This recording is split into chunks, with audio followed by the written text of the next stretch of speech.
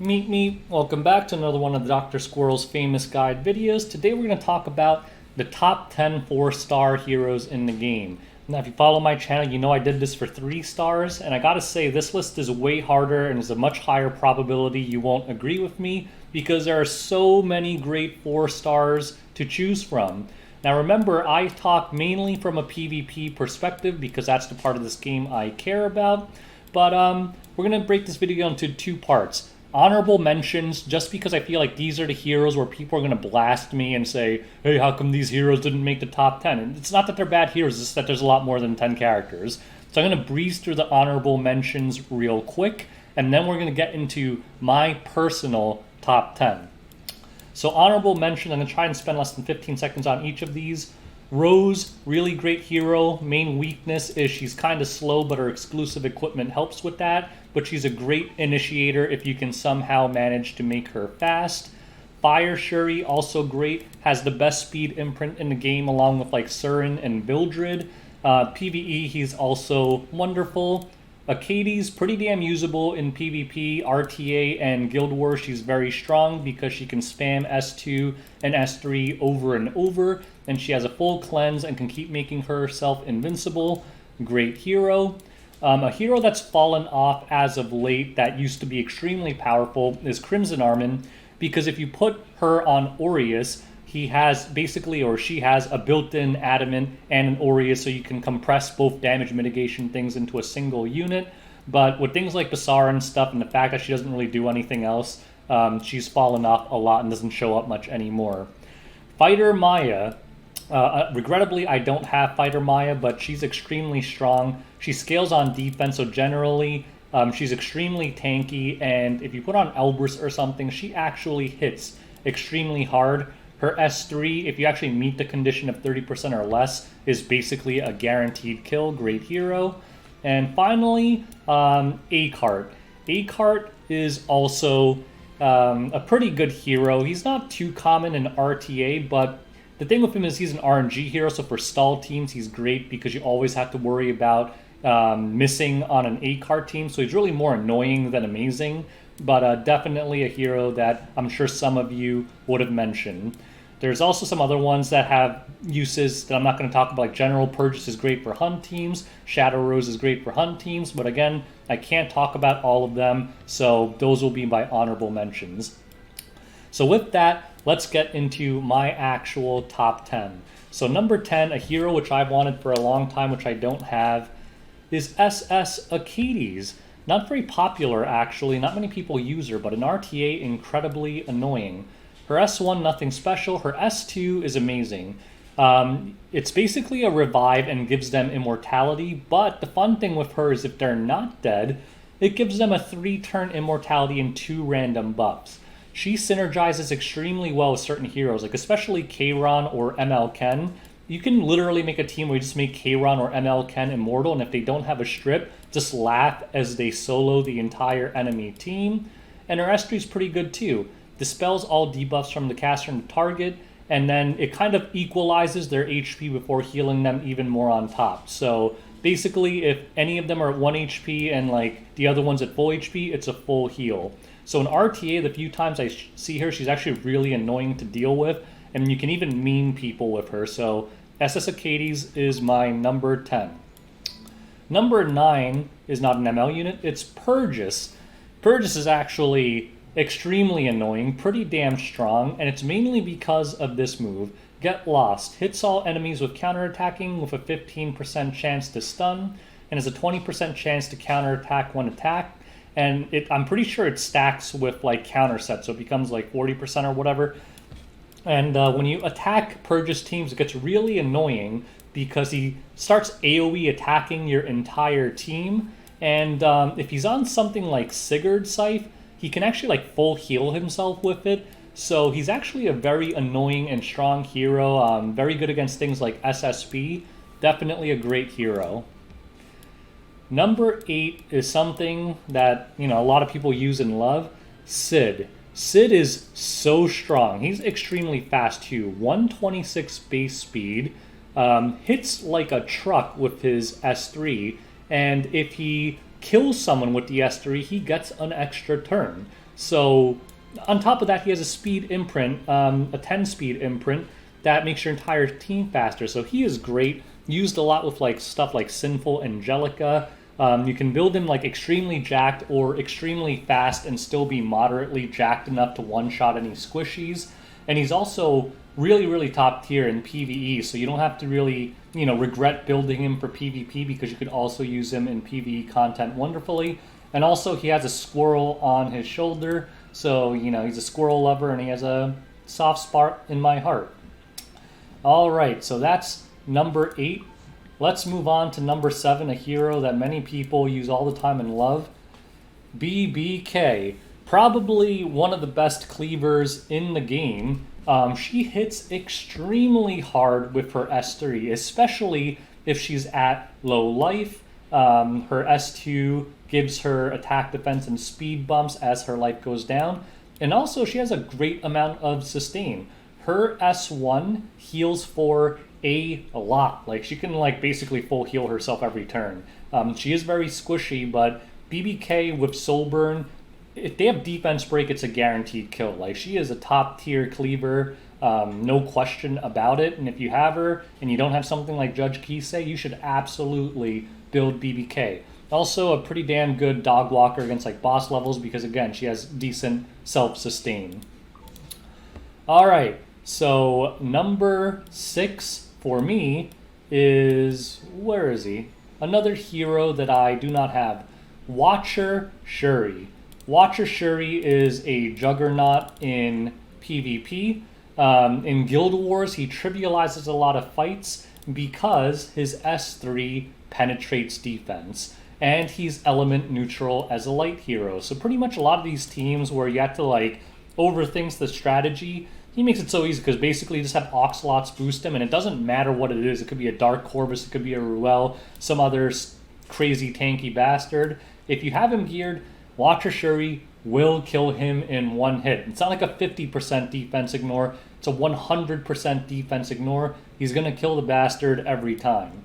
He also happens to have a speed imprint, which means you can also build him pretty fast, like 180, 200 speed, and he should still do enough damage with his S3 to kill 99% of people while giving everyone on the team a speed imprint. Fantastic hero. His S2 also hits hard and dispels a buff, but that's not the main thing. His main thing is the S3. So PvP-wise, Watcher Shuri is an absolute beast. And I know back in the day, Hunt 11 teams, he used to be able to one-shot them. I don't really know if you can one-shot Hunter teams with him anymore. But again, I don't really care about PvE stuff all that much. Now, number 5, I am going to cheat and lie to you a little bit, but I consider these two the same hero. Number 5 is a dual thing. The Assassin Twins, Assassin Sid and Assassin Koli. Now, obviously, they're different. I actually prefer Assassin Sid because of RTA. I actually do like the soul removal, but both of them have kind of very similar ideas. They're both extremely fast, have S3s on powerful multipliers, and basically their goal is if they go some kind of cleave team, bring these super fast characters and try and one-shot their squishy initiator. So out of the two, I built Assassin Sid, but they're both very similar.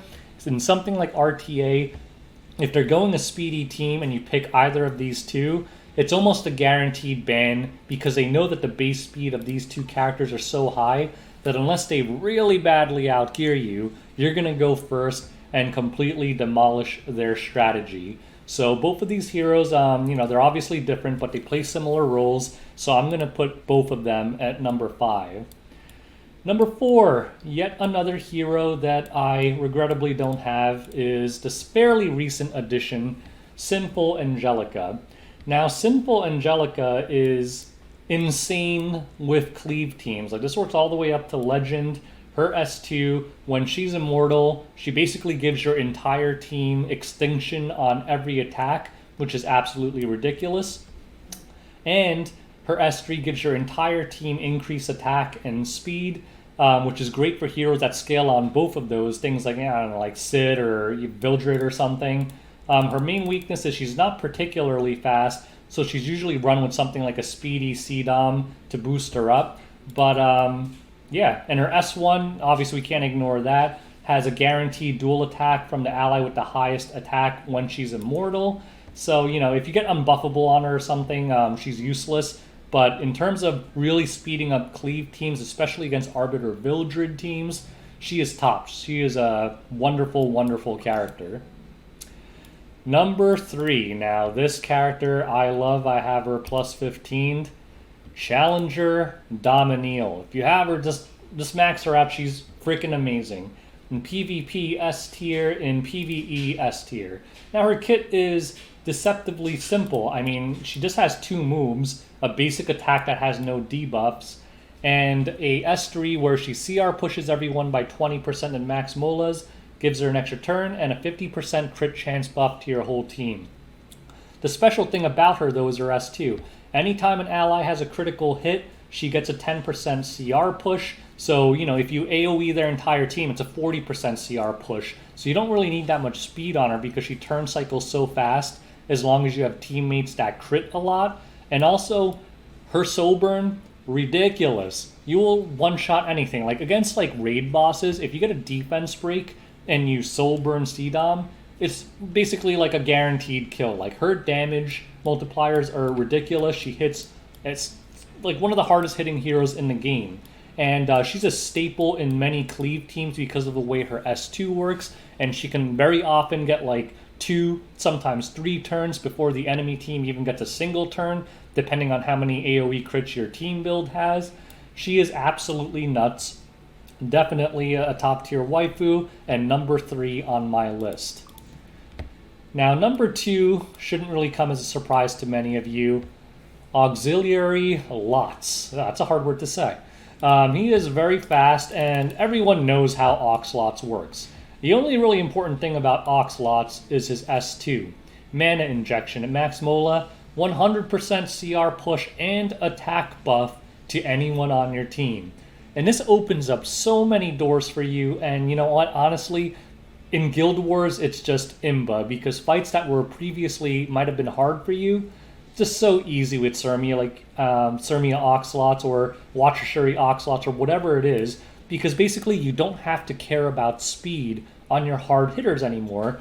And if you put Oxlots on something like Spirit's Breath, you can literally use this every turn. It's only a 2-turn cooldown. So basically, you boost up your slow, hard-hitting DPS and use them to one-shot them. And even though they themselves turn cycle slowly because they're slow, Oxlots basically gives your strong, slow character his own speed because he's constantly able to boost him up. His S3 is also okay, silences. His S1 gives him combat readiness, not that big a deal, don't bother mulling that. But his S2 is one of the best S2s in the game, and definitely a top tier 4-star unit. Now, number 1, based on what I said so far, will come as no surprise to many of you. And drumroll, Champion Zerato. Used to be kind of scrubby, but with his buffs, this guy is a secret ML5.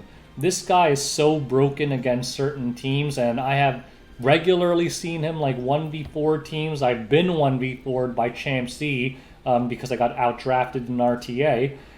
He is just ridiculous. So his S1 transfers 2 debuffs to 2 enemies basically and heals him. His S2 is what makes him ridiculous.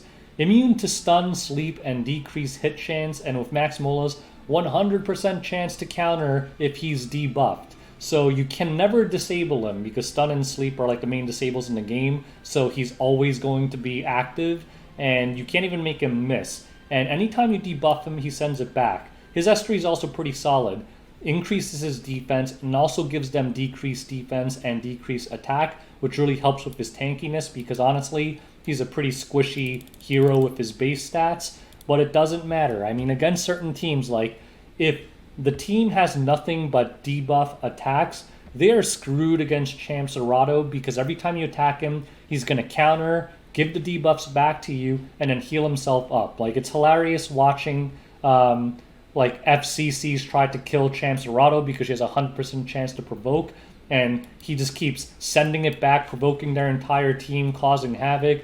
He is just an absolute monster. So in my eyes, in terms of how often a 4-star unit will show up in RTA and competitive PvP content, it has to be Champ Serrato because he's used everywhere. Also an amazing dog walker against certain boss levels with debuffs. Amazing in PvE content, like he could solo some Abyss floors. This guy is just tops for me. So anyways, that's my top 10 4-star list. I know I'm probably forgetting a few heroes that you really love and you're upset, but this is my list. You guys can make your own list, right? So that's just how I feel. If you have any of your own opinions, like I know some people love Blaze Dingo. I think he's a pile of steaming horse crap. I know he does a lot of damage, but he's not really that great to me. But, you know, everyone's going to have a hero that they really love that, you know, if you can make them work, that's fine with me. But anyways, that's my top 10 list. If you liked it, make sure you like and subscribe. Leave any questions or comments below. And thanks for watching. Peace out, guys.